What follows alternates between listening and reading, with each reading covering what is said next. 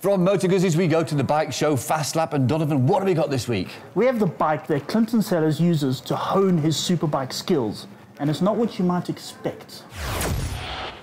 You don't see many 250s these days. That's because all the Japanese manufacturers have moved up their cc's to 300 cc's. But I like 250 cc's. In fact, I like 250 cc's so much that this Hyosung 250 is actually my very own motorcycle. And it may seem strange that someone who races a Yamaha R1 for a living rides a little 250, but I got logic in it. I use this as a training bike. I use it for a bit of clutch control, backing in the bike, as well as a bit of fitness work.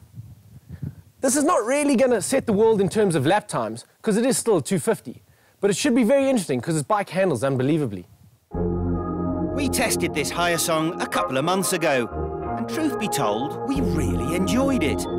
The single-cylinder engine is good for a claimed 27 horsepower at 9,500 RPM and gives out 24 Newton-meters of torque at 7,000 RPM. The major plus, though, as Clint says, is the suspension, which belies its cost and behaves like much more expensive units. And just check that price out. That's a lot of bike for a very small amount of money. As you can hear, Clint has fitted an exhaust can to his bike, and it does sound suitably fruity. Obviously, though, the 250 is going to suffer down the straights. But through this first awkward little section of really tight corners, it's the perfect tool for the job.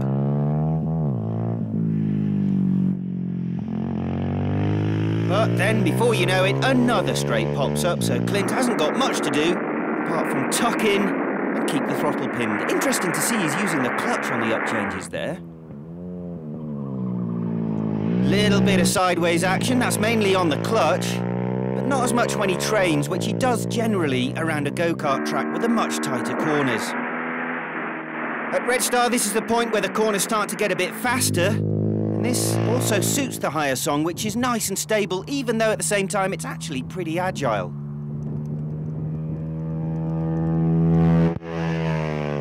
Needs to grit his teeth here into this last turn to maximise the speed through an uphill exit and onto the final straight. Properly tucked in like a GP2 racer again. It sounds good, but what will the lap time be? So not many surprises about that lap time, Donovan, and 1:47.1 for the 250 Hyosung. Yeah, but keep in mind, it only cost 35 grand, and for 35 grand, who cares? This is a good point, actually. Well, that is all we have time for this week. Next week, we've got some mad loon hooning around off-road on a Honda CRF 450, I think it is. With race fuel. With race fuel. And we'll also be testing MV Agusta's new Stradale. So we'll see you next week.